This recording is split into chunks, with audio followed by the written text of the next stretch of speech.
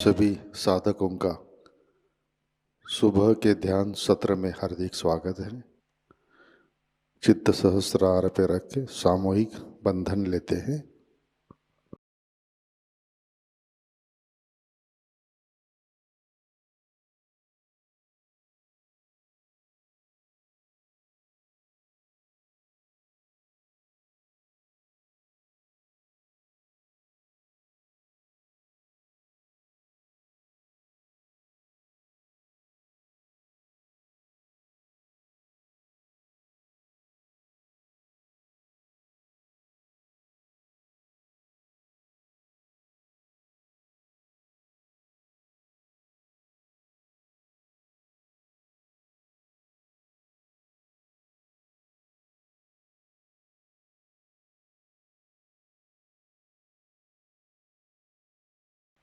ध्यान की शुरुआत 3 महामंत्र तत्पश्चात श्री गणेश मंत्र से करते हैं।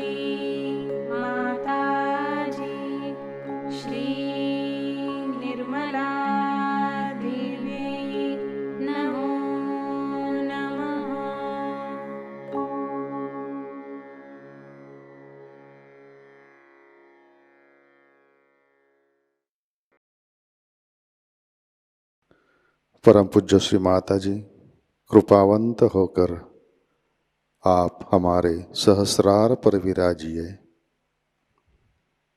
श्री माता जी कृपा कर हमारा आत्म साक्षात्कार दृढ़ कीजिए। श्री माता जी हम सब अपना अहंकार और प्रति अहंकार आपके श्री चरणों पर समर्पित करते हैं। कृपावंत होकर आप हमें निर्विचारिता प्रदान कीजिए।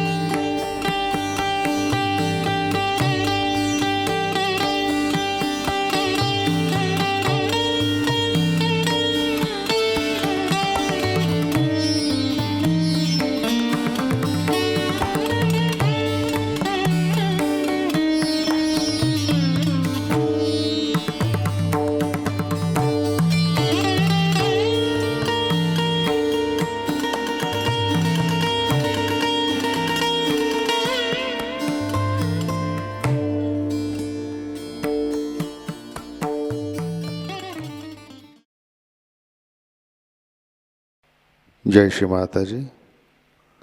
इसी ध्यान की अवस्था में अमृतवाणी ग्रहण करते हैं।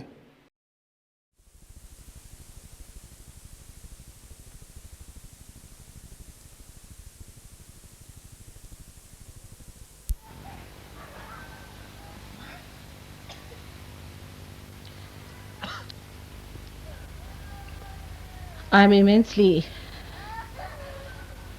joyous to see all of you here.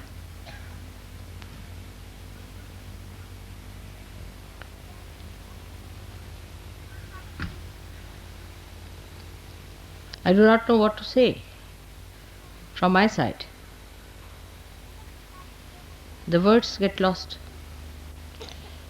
They have no meaning. So many of you aspiring to ascend to that state where you would have complete joy, bliss and peace.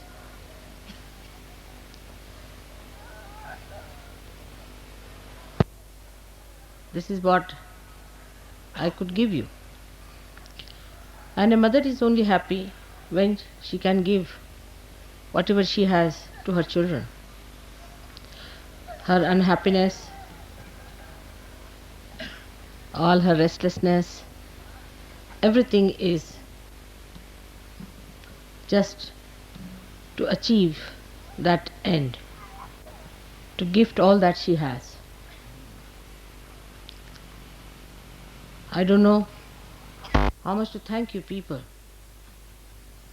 to go through all this,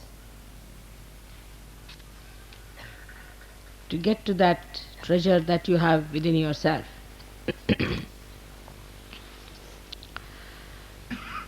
Sahaj is the only word I could think when I started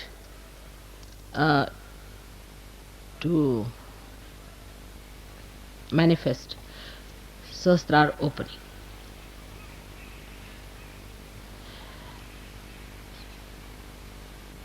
That's easily understood by everyone so far. But you have realized that it is today a different style of yoga where first enlightenment is given and then you are allowed to look after yourself. It was never done before. Just a venture of your mother which has worked out. Otherwise, in the olden times,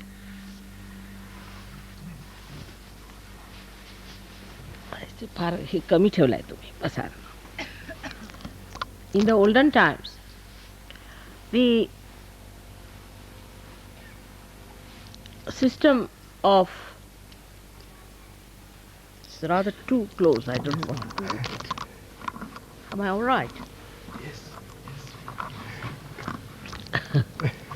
It's adjustment, all right? It's all right, it's better.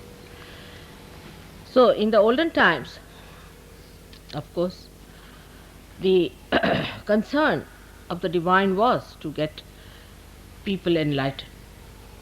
And he did not know how to work it out.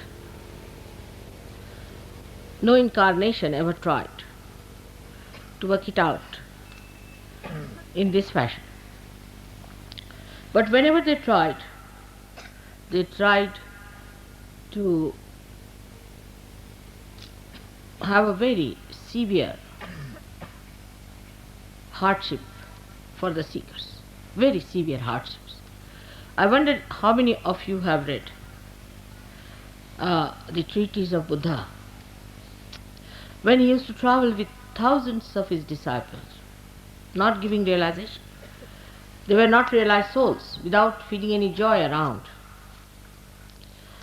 with 2 clothes, living in the jungles, just 2 clothes. And the area where he visited, which I have seen myself, is terribly cold, chilly, absolutely chilly. And the clothes were not clothes actually, it was cloth, covering their body, sleeping on the open ground. In very severe winter, or maybe the summer. Without any shoes, they were asked to walk for miles together, miles together. If you go and see where Buddha has walked and trodden, you will be surprised. Buddha was also young, he used to also walk. But his disciples used to walk much more, because he would go and station in a place. He would send his disciples, there was no time to advertise or to announce anything. So he used to stay in one place, and the disciple used to go round the villages, ask for bhiksha, meaning the alms, to gather some food from villages, cook one time, give part of it to Buddha, and the rest of that they used to eat. They would go work out, get people from all the villages, whatever was possible, and would bring them to Buddha for a sermon. Such sacrifices. They have lived in huts, caves, in terrible darkness, meditating, but they never got realization. Very few got their realization. They were people who were sons of great princes and prince, dukes, what you call, duchess as you call, all very, very rich people. Women of very rich families followed him, and they walked for miles together with him in the thorny routes, because they felt that Buddha's work was of such universal importance, that they are the part and parcel of such a tremendous task, that they should be taking part in such a great work for humanity. This is not only in India, but even Viditama, who started the Zen system in Japan. In China, I was surprised the amount of sacrifices the saints had made, the way they lived. I mean, if you see the way they were living in the conditions, you cannot imagine. And they ended up their lives like that, working it out without any proper guidance, because Buddha had died. There was no way out. They had to find their own ways. Then they found Mahayana, Shvetayana, all kinds of things. Even if you see other seekers in other religions, like at the time of Christ, where did they live? And after the death of Christ, it was even worse, because they persecuted, were killed, they were tortured, crucified. It happened with Moses also. His disciples were hounded, so they had to all run towards India. Imagine the distances from that area to Kashmir, how they must have walked, how they must have lived, how they must have carried on. And in thousands they came to India, because they realized that they are doing a tremendous task, something so great that they are supporting. In this country, we had a struggle of freedom. I was part and parcel of that. My parents were part and parcel of that. They were rich people, quite rich, I should say, from every standard. You'll be amazed, my father burnt all his suits. They were stitched in England. My mother burnt all her saris. They used to spin their own clothes and wear them.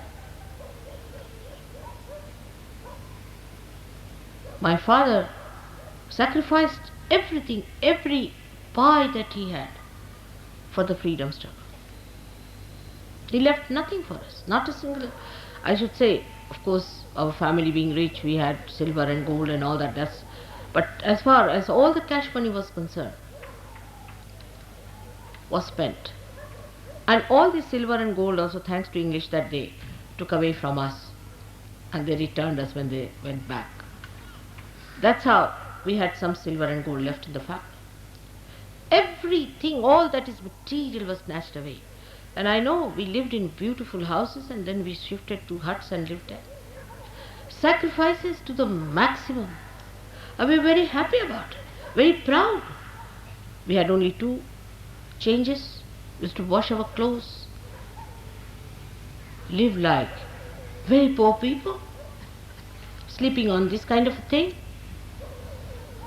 For my life, I remember that I never used to take a pillow. I never used chappals for ages. I had only one sweater made out of this kind of a material till I passed out and went to medical college. I had that sweater with me. I had only one coat throughout my education. When I was in Lahore, which is terribly cold, sometimes can be like London, which was burned out and finished. But we never grudged and never grumbled and never said that our father should have looked after us and done something. Why did he just sacrifice everything for the country? Never, never, never. But even today, when they see us anywhere, they know we are the children of such a great man. They have tremendous respect for us. That quality was created, I should say, by Mahatma Gandhi. He made everybody so transformed into a new personality of tremendous sacrifices, tremendous. You cannot imagine how people lived. All the money that we had, everything that we had, all conveniences, conveyances, all housing, everything was given up. Not only by my father, but so many of them.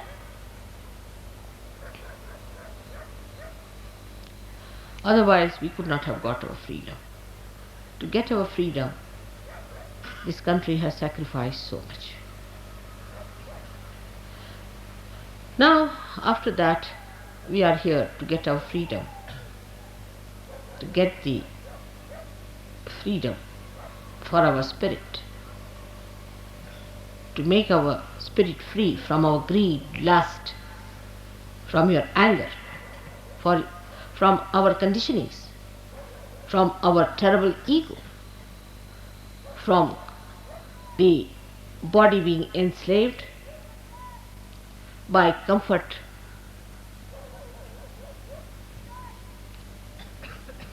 I must say Gandhiji had a special charm.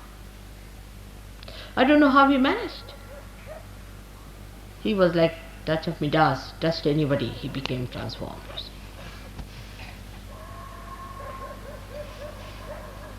And he was an extremely strict man, very kind to me, to children. But he was an extremely strict man. He would not tolerate any nonsense at all. Throughout, if you study the way all these people were brought up, not only for freedom of or independence, but even before that, for spiritual life, anywhere, there's one thing very common is sacrifice. And the consciousness that you are doing something right. Consciousness that you are part and parcel of the whole. Such a big thing, such a big work, such a noble cause. And then there was one thing very common. Very common among all of them, that the noble cause, the upliftment of the noble cause, made them sacrifice in such a Sahaj manner. Much more than the Sahajogis sometimes, who have got so much in Sahaj Yoga. They have got their joy, they have got their spirit. I have seen it with my own eyes. Such people in this country, whom you may call legendary, but I have seen it. Thousands of people were killed and butchered. Children died. Nobody shed tears. Nobody shed tears.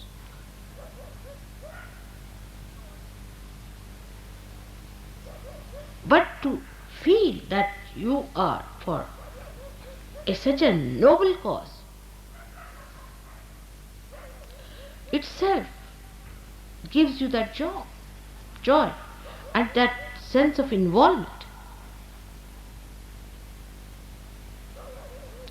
And moreover, what I know about Mahatma Gandhi and other people, what I have seen, how they were, everybody was not allowed to come in. And anybody who did even slightest thing less than, whether he was a king's son or he was anybody's daughter or anything, any little thing they spoiled, anything, he was chucked. I have stayed in Gandhi's ashram, so I know what it is, and that's how you know I can go through rigorous life. It is his state. All the children about 12 years had to clean the whole of that ashram area, which is in actually 50 acres of land, every morning. They had to clean their latrines. Also the latrines of the guests, I have cleaned. and they were allowed only 2 dresses. And nothing could be kept, even you cannot see one paper anywhere, any litter anywhere. So clean, spick and span.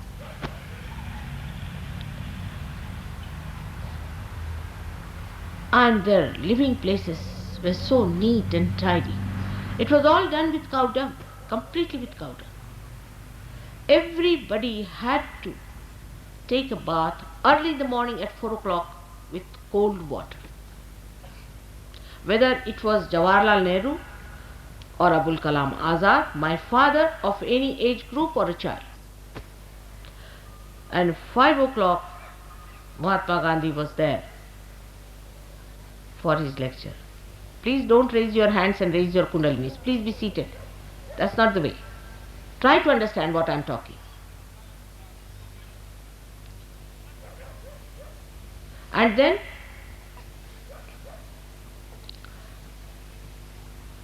early in the morning at 4 o'clock, you'll be surprised. Getting up, for me it was all right. And then to walk in those 50 acres of land to the center of that hall, which was nothing but just an open space surrounded by some sort of huts where Gandhiji was living. To walk all the way, after bath, after getting ready and all that, and snakes used to crawl along. Nobody was bitten, of course. I think the snakes understood that people were busy with the great job of freeing this great country.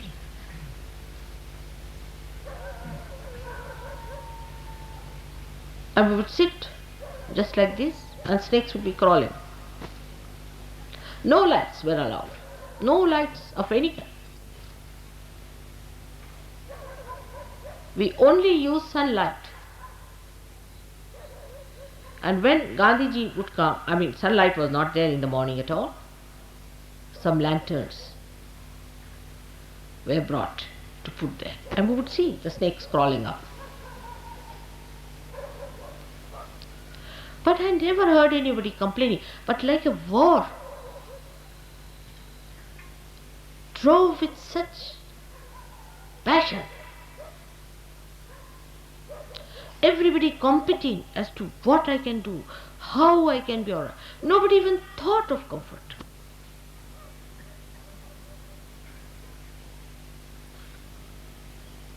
Of course, they were all about, say, up to 50 years of age or something like that, maybe.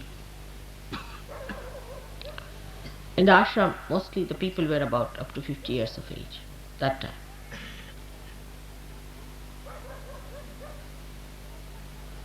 And I have seen with my own eyes the people who had huge cars in the house and things like that, they sold off, they threw it away. They used to come by train to Wardha station and walk down. Gandhiji would not see anybody coming even in a tongue. And they listened to him and obeyed him.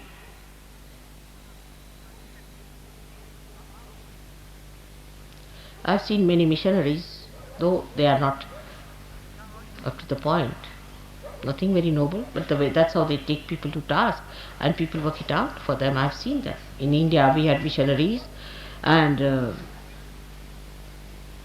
younger people who came from abroad. They just absolutely obediently listened to the missionaries and did whatever they said. Now today we are doing, as you know, the greatest of greatest work, because freedom, independence of freedom, or freedom, is of course necessary, political freedom, to talk even about God. We could not even make a small little needle at that time. We were not allowed by the government, so much oppressed. So we had to get out of the shackles of slavery, no doubt. But now I find we have another kind of slavery, a slavery of selfishness, self-oriented. This is my comfort, I must have this, it should be enjoyable, I'm enjoying, I'm this, I'm that. You should enjoy, otherwise it is not something great. I mean, the whole thing should provide you some sort of a feeling instead of you providing the feeling. Because people, I think, do not know what they are doing, what sort of a work they are doing. They do not want to come up to that level of that height to see what are you up to. You are trying to save the whole world. This is one of the reasons Sahajayoga moves so slowly, because they see people who are worried about their comforts, this, that, and also themselves are so lousy. There's no smartness about them. No feeling of that greatness that they have to do. You have to be smart. If you know you are on the wall, how you behave.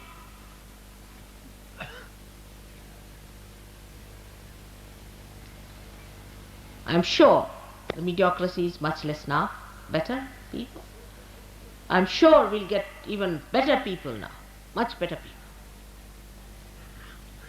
They worry about little things of their families, this, that. They worry about their own problems and their jobs and this and that. I mean, nobody could talk like this to Gandhiji. I tell you, he would have slapped. Take it from me.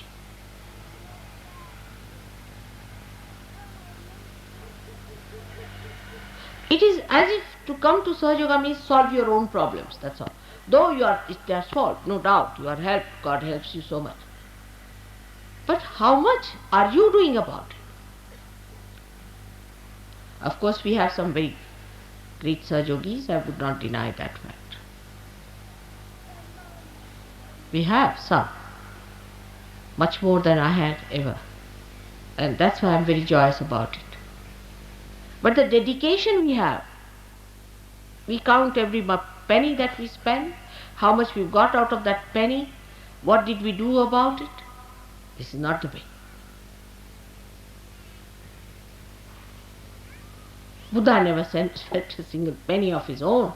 He got money from all his disciples, built all these big things and all that. He never had even a public help from anybody else.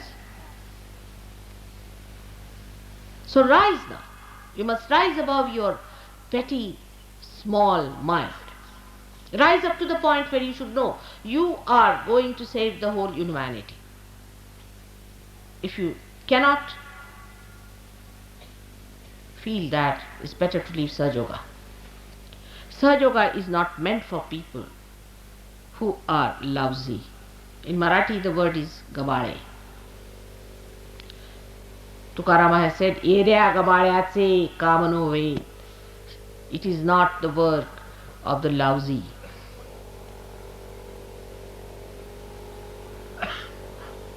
Shivaji himself, when he fought his war, he caught hold of people, the Sardaras and the dukes of that time, they gave up everything that they had. They gave up their lives, everything.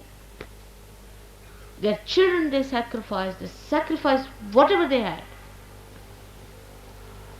Shivaji had no money to pay them. You must have heard of lots of stories about Shivaji. While if you see how we Sahajogis are in this world, Kshema comes first before yoga. It's like that. It's your mother's love. I want my children to be comfortable. They are newly born babes. All right, they need comfort. They are to be looked after. But I cannot blackmail the divine because the children are small, can I? I am here to do the job of God Almighty. And when you are my children, all right, His grace will work. He'll look after you. He'll make you grow. But grow now. Grow. You have to grow. Get out of this small nonsense that you are. See your personality, how you live. Where is your attention? What do you think? Are you thinking about Sahajayoga, that it is the most important thing for which you are chosen?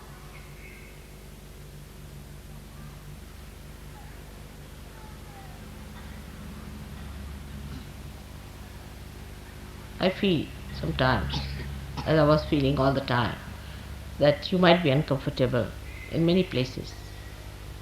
But I myself have seen the way you people have been in those places most carelessly. The Western Sahajogis were surprised.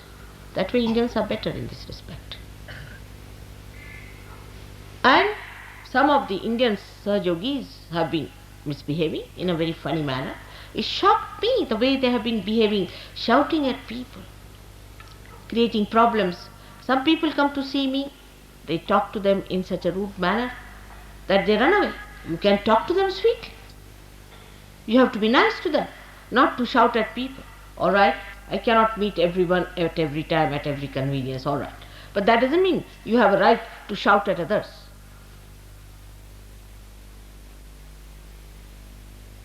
This is so petty and so low that I don't know how far I have to come down.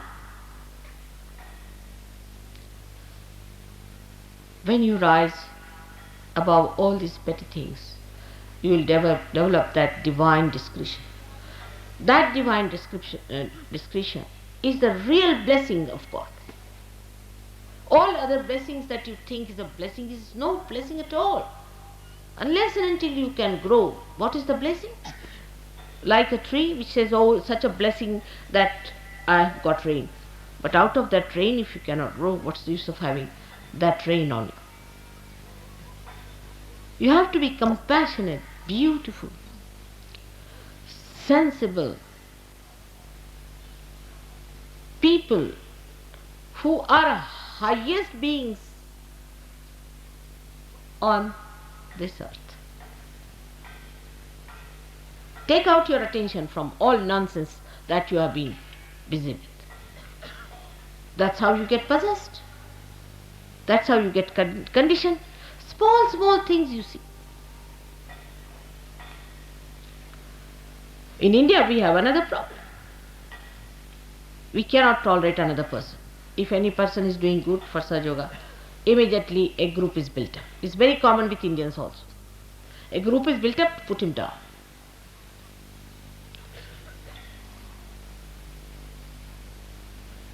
This was not done when Gandhiji was there. I don't know how it happens. It only happens with poor leadership. I think I don't have that leadership. At the time of Gandhiji, he used to blast people out completely, cutting each other's throat and saying things back behind, forming groups. Anybody who works out something nice and I try to help that person to express himself, immediately a group comes up too. And there are some hopelessly peripheral, useless Sahajogis in the West and in the East who try to make a mess of things. They think they are big gurus, big people, very small people, chicken-hearted I should say. And they think they are very big, great people because they can take good photographs maybe, or that they can wear a dress in a particular manner or something like that, stupid stuff as they are, and try to dominate others. Such people will be thrown out. Absolutely. No use having useless people in a machine like this. Today is the beginning of a new era, of people of very high qualities, whose spirit has been enlightened. Let's all think about it. Now you have to rule yourself and you have to rule others through compassion, love and discretion. Today that's the big time that I've declared that it is the universal religion, the Nirmala religion, which is formed out of my teachings of love. But it doesn't mean by any chance that you remain dwarfs. I'm not going to spoil you. I'm not going to spoil you by keeping you dwarfy people. So, try to rise. Do not dominate each other. Respect. Respect each other.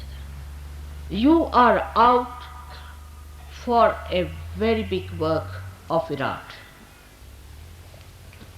How much you know about the divine, nobody has known so far. But fix up yourself. I have known of a very great saint called Gagangar Maharaj who's fallen down completely. If person like him can fall down, you also can fall down if you do not understand what is your worth, what is your value, and what is the position you are given. So we have to today, with all our love for our mother, have to decide in our heart that we are going to have large-heartedness of sacrifices. What have we sacrificed so far? Just think of it, have we? Did we sacrifice anything?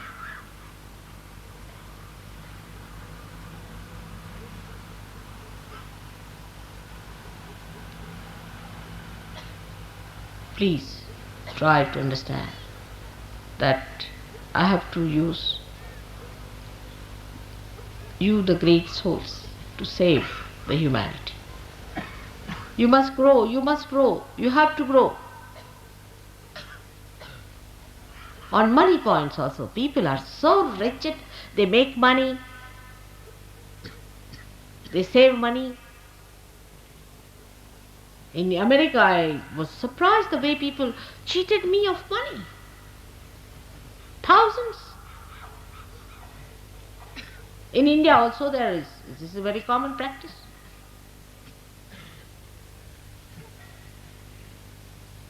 Then,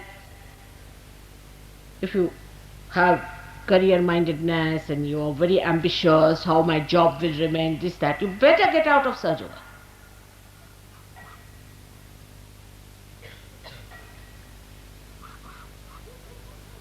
It's not going to help us at all. Thirdly, there are people who believe that this is my wife, this is my beloved, this is this and all that nonsense. Why are you here? For what? Or my children, my household, my mother, my father, all sorts of wretched people around. If you cannot rise above them, you cannot help me. I'm sorry, you cannot help me.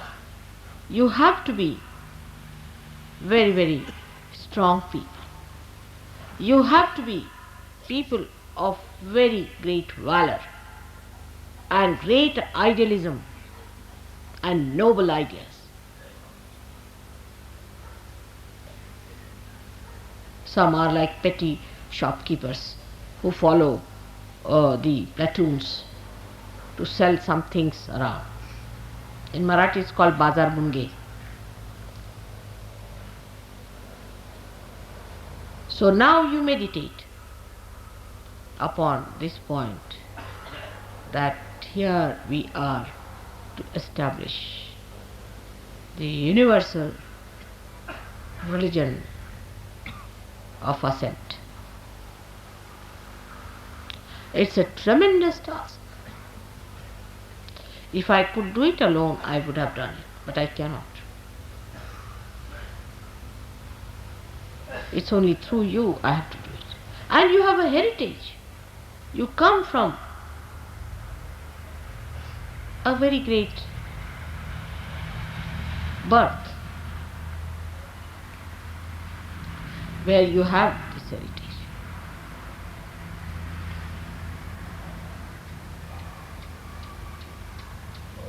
With that heritage, if I cannot manage you, I think I better give up your leadership. I cannot do it. When we were fighting for our freedom, all of us were removed from schools because we were in the missionary school, and the missionaries believed that Christ was born in England. So they would not allow us to study in those schools. So we were all removed from schools. We had no education. For some time, I couldn't pass my into science. For 2 years, I couldn't appear because they rusticated us from colleges and schools. The government rusticated us.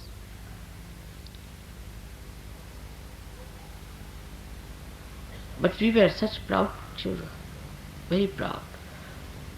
I was, of course, very much thick in it. I was never frightened. I was just an 18-year-old girl. And I remember one day some people came and told us that your father is transferred from this jail to another jail. They had such pride for us, all the people.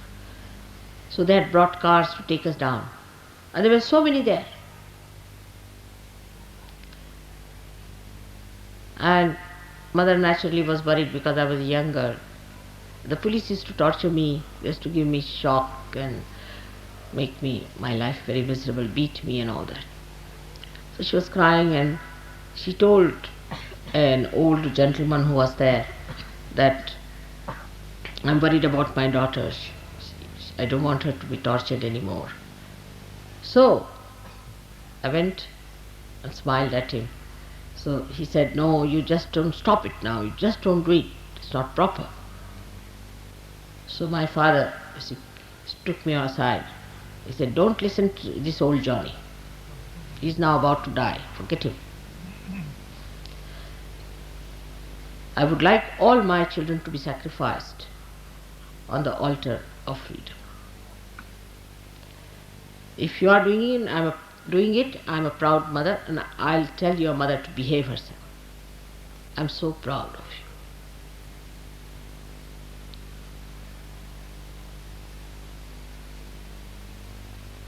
Such atmosphere I have passed through.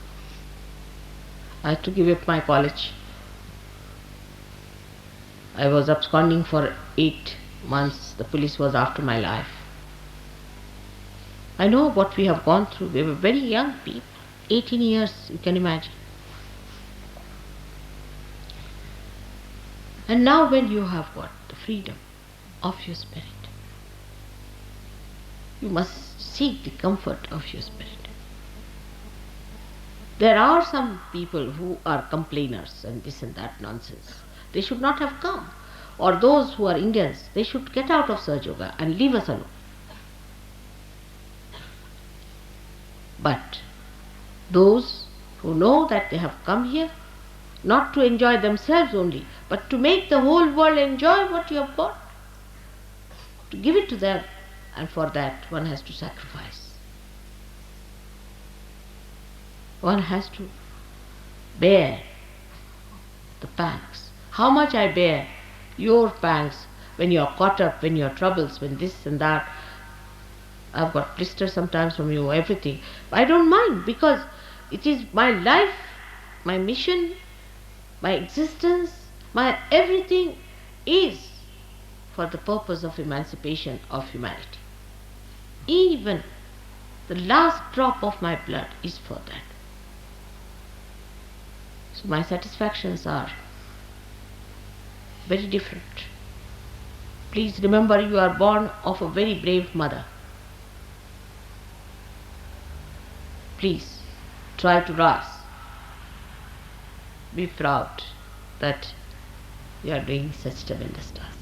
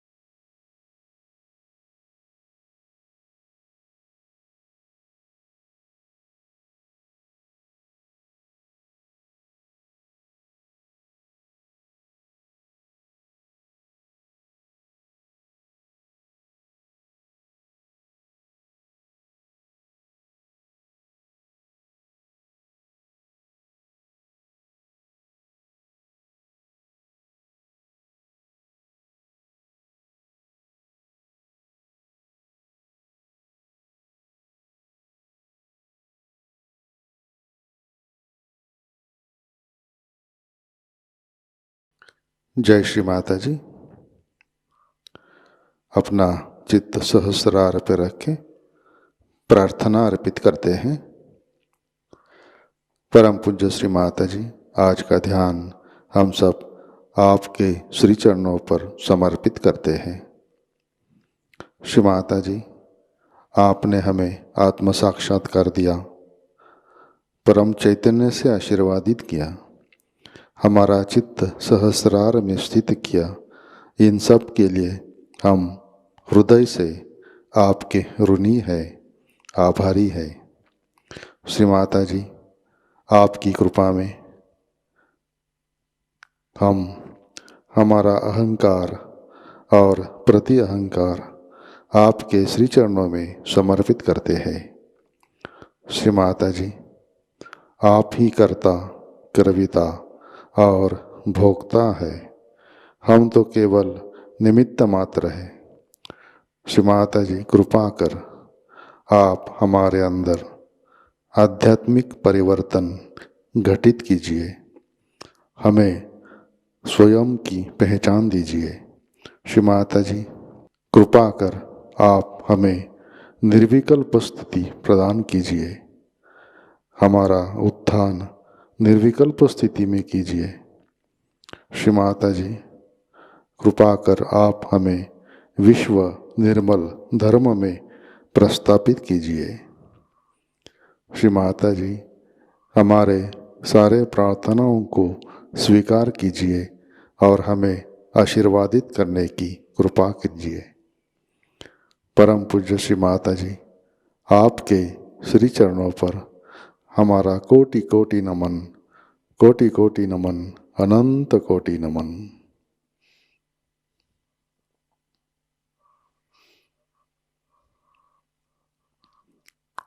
जय श्री माता जी।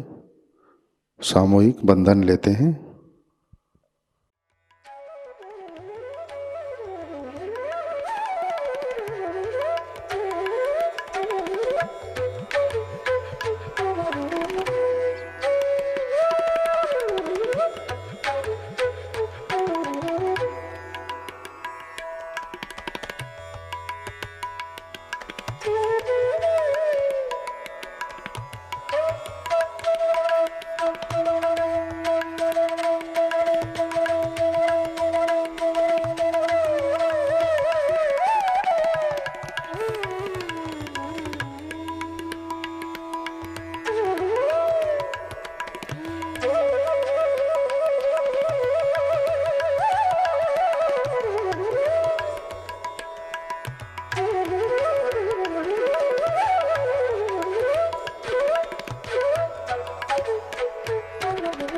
आज का ध्यान सत्र यहीं पे संपन्न होता है। जय श्री माता जी।